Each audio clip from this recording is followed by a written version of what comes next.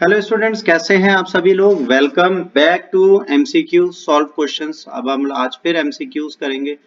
आज हम चैप्टर 2 का एमसीक्यूज करेंगे। देखिए, इंडियन पॉलिटी से रिलेटेड क्वेश्चंस बहुत आते हैं।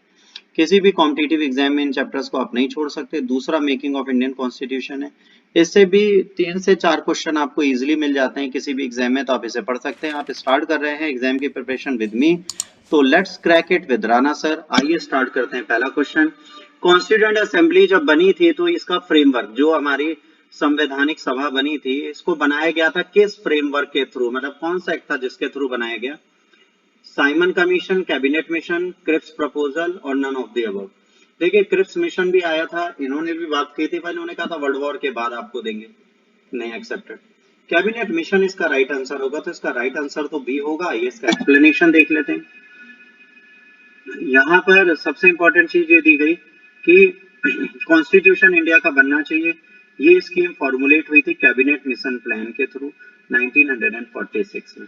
हमारे पाइनियर थे एम.एन. रॉय, इन्होंने सबसे पहले कॉन्स्टिट्यूएंट असेंबली की बात की, फिर आईएनसी ने भी इसे एक्सेप्ट किया, है ना। जवाहरलाल नेहरू ने भी फिर इसे एक्सेप्ट किया। इसके बाद हमारी चीजें सामने हमारे आ गई। तो दूसरा क्वेश्चन है, क्या इंपॉर्टेंट फैक्टर हैं, क्या juris distinguished juris lawyer along the chairman of this. तो इंपॉर्टेंट ड्राफ्टिंग कमेटी में दो डिस्टिंग्विश्ड चीजें थी। तो यहाँ पर बात करती है कौन थे वो लोग जो यहाँ पर ड्राफ्टिंग कमेटी में दो इंपॉर्टेंट पर्सन है, एक ज्यूरिस्ट और एक लॉयर। चेयरमैन अंबेडकर के साथ इसमें से कौन से ऐसे थे जो एक ज्यूरिस्ट और लॉयर दोनों थे। तो इसका आंसर है ऑप्शन सी। ऑप्शन सी को अगर आप ध्यान से देखेंगे तो आपको पता चल जाएगा। ऑप्शन सी है आपका ये आलादी कृष्णा स्वामी अय्यर और के एम मुंशी। ये डिस्टिंग्विश्ड ज्यूरिस्ट और लॉयर दोनों थे, ठीक है, जो बी आर अम्बेडकर के साथ यहाँ पर जुड़े हुए थे। ये पूरी कमेटी के नाम लिखे हुए हैं, कौन कौन यहाँ पर था, क्या क्या था। तो ये आप ध्यान रखिएगा, इससे क्वेश्चन एग्जाम में आता है, इसको आप बिल्कुल इग्नोर नहीं कर सकते, तो इसको आपको यहाँ से देख लेना चाहिए। कॉन्स्टिट्यूएंट असेंबली बनी, उसके बाद भाई पाकिस्तान डिवाइड हो गया, 389 से 299 सीट्स रह गई। तो जो प्रोविंस इंडिया में बचे कॉन्स्टिट्यूएंट असेंबली में, उसमें कितनी सीटें रह गई, 229। ये ध्यान रखिएगा, इसको यहाँ पे डिटेल में देख लीजिए। इंडियन प्रोविंस में टोटल 296 सीट्स थी, तो उससे 229 रह गई, जिसमें प्रिंसली स्टेट्स की 93 से 70 सीटें हो गई। 70 प्रिंसली स्टेट की और 229 इनकी, टोटल मिला के कितना हो जाता है, 299। इतनी टोटल सीटें हमारे पास रह गई। इसके बाद कॉन्स्टिट्यूएंट असेंबली जो थी, उसने कब पास किया, कॉन्स्टिट्यूएंट असेंबली जो है वो कब पास हुई, कब अडॉप्ट की गई। तो कॉन्स्टिट्यूएंट असेंबली हमारी कब बनी, कब पास हुई, क्या किया, ये बहुत इंपॉर्टेंट चीज है। तो कॉन्स्टिट्यूएंट असेंबली ऑफ इंडिया ने क्या पास किया, कब पास किया, इसको अगर आप ध्यान देंगे तो जैसे आप प्रेम्बल पढ़ते हैं, तो कॉन्स्टिट्यूएंट असेंबली का काम था इंडियन कॉन्स्टिट्यूशन को बनाना। तो उन्होंने इंडियन कॉन्स्टिट्यूशन 26 नवंबर 1949 को लागू करा दिया था। इसको कॉन्स्टिट्यूशन डे ऑफ इंडिया की तरह अब सेलिब्रेट किया जाता है। तो प्रेम्बल में भी यही डेट लिखी है, तो इसका आंसर होगा सी। और इसे इस दिन क्यों नहीं बनाया जाता 26 जनवरी को, इसलिए ले गए क्योंकि 26 जनवरी को हमने अपना पहला फर्स्ट इंडिपेंडेंस डे सेलिब्रेट किया था 1913। तो इस डे को भी हम इग्नोर नहीं कर सकते, इसलिए तो इसका ऑप्शन होगा सी। इसके बाद philosophy underline the Indian constitution was imbibed quite early and the objective resolution. Objective resolution जो है ये क्लियरली बताता था, और उद्देशिका जो हमारी बनी ऑब्जेक्टिव रेजोल्यूशन से बनी है, जो जे.एल. नेहरू साहब लाए थे 13 दिसंबर को 1946 में। तो इस चीज को यहाँ पर ध्यान देना है, तो इसका आंसर होगा पंडित जवाहरलाल नेहरू। इसके बाद अगला आता है ऑब्जेक्टिव रेजोल्यूशन जो एक्सेप्ट किया गया, उसके प्रोविजन क्या थे। Adequates the safeguard shall be for minorities, backward tribal areas, all powers authorities, sovereign independent India constitute the organ of government are derived from the people. देखिए, इसका राइट तो answer C है, दोनों चीजें जरूरी हैं, बट इसमें एक चीज इंपॉर्टेंट आपको देखनी है।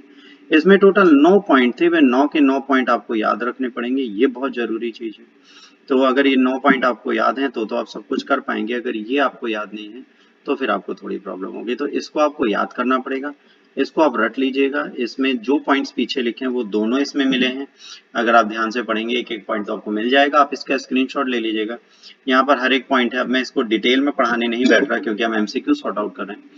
तो इसके बाद provision of constitution of India like constitution amendment can be done by 2/3 majority of parliament and this. तो ये जो है, ठीक है, member of Rajya Sabha basis incorporated from, ये कहाँ से लिया गया। एक बहुत बड़ी चीज है, लिया कहाँ से गया, तो ये जो है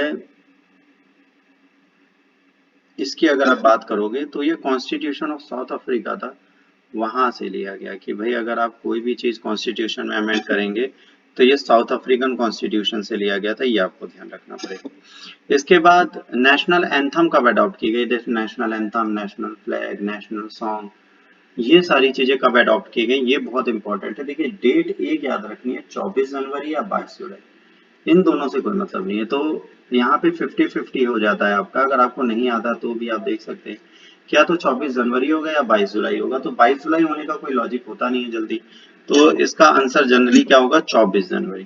तो 24 जनवरी को इन्होंने इस चीज को लागू किया, तो हम इसका ऑप्शन मानेंगे सही ए। आइए इसके बारे में देख लेते हैं क्या क्या अडॉप्ट किया गया था। नेशनल फ्लैग अडॉप्ट किया गया था, नेशनल एंथम 24 को अडॉप्ट की गई थी, नेशनल सॉन्ग 24 को।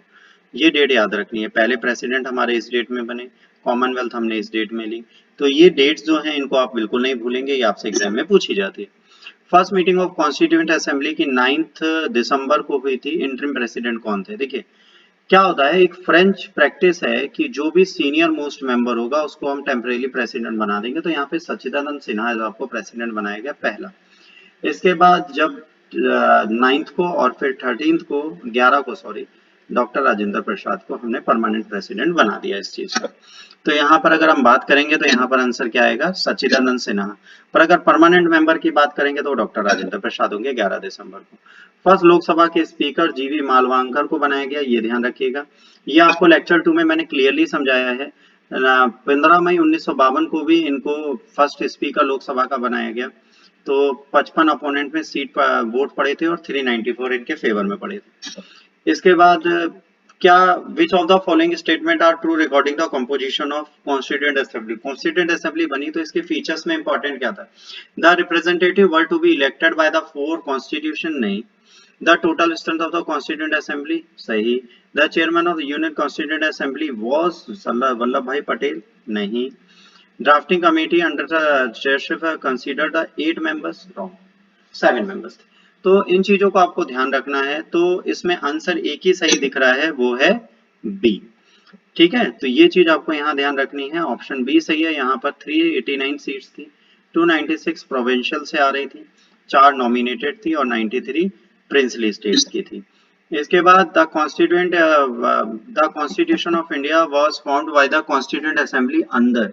कॉन्स्टिट्यूशन जो है इंडिया का फॉर्म हुआ कौन सी कॉन्स्टिट्यूएंट असेंबली से, कैबिनेट मिशन प्लान आया था, इसके थ्रू ये किया गया। तो इसका भी आंसर सेम होगा, answer C. Cabinet mission plan आया, इसने ये चीज दी। तो देखिए कैबिनेट मिशन के अंदर कॉन्स्टिट्यूएंट असेंबली बनी और इसी के बाद हमारा कॉन्स्टिट्यूशन सामने आया। ये 16 मई 1946 को आया था, कई बार पूछा गया, ध्यान रखिएगा। कॉन्स्टिट्यूएंट असेंबली का आइडिया पहली बार एमएन रॉय ने दिया था, ये भी आपको मैं कई बार बता चुका हूँ। आइए इसको भी एक बार देख लेते हैं। कॉन्स्टिट्यूएंट असेंबली का पहला आइडिया जो है वो एमएन रॉय ने 1934 में दिया था, फिर आईएनसी ने इसे एक्सेप्ट किया, फिर जवाहरलाल नेहरू ने इस चीज के लिए बोला और बाद में ब्रिटिशर्स ने इसको एक्सेप्ट कर लिया। मतलब बाद में इन्होंने 46 में कॉन्स्टिट्यूएंट असेंबली के आइडिया को एक्सेप्ट किया। Composition of constituent assembly was 389 members, बिल्कुल सही है।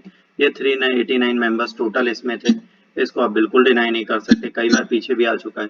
The members of constituent assembly were nominated, directly elected, elected by legislature और nominated by Congress and Muslim। ये नहीं हो सकता, ये नहीं हो सकता, ये नहीं हो सकता, बचा सी। तो ये इलेक्ट भी थे, नॉमिनेटेड थे, दोनों थे।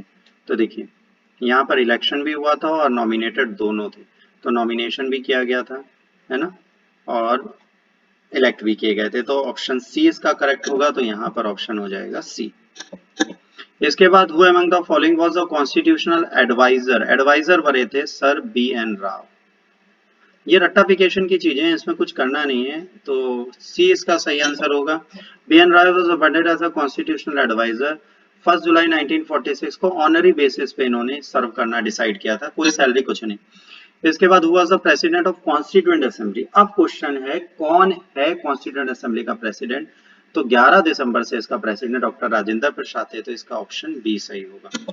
तो देखिए कॉन्स्टिट्यूएंट असेंबली ने सच्चिदानंद सिन्हा को बनाया और उसके बाद राजेंद्र प्रसाद को परमानेंट। तो ऑप्शन बी इसका सही होगा, डॉक्टर राजेंद्र प्रसाद।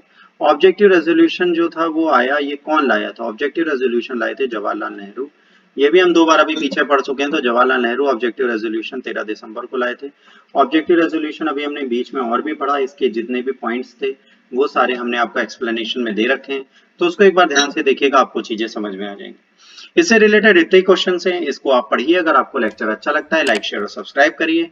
रीजन कोई भी डिसलाइक का आप प्लीज डिसलाइक करिए, आपके पास पूरा अधिकार है। और कोई भी इशू होता है तो आप मुझे इंस्टाग्राम पे फॉलो कर सकते हैं और मुझसे कोई भी क्वेश्चन पूछ सकते हैं, मैं उसका आंसर दूंगा। Thanks for watching, God bless you all, take care, जय हिंद, वंदे मातरम।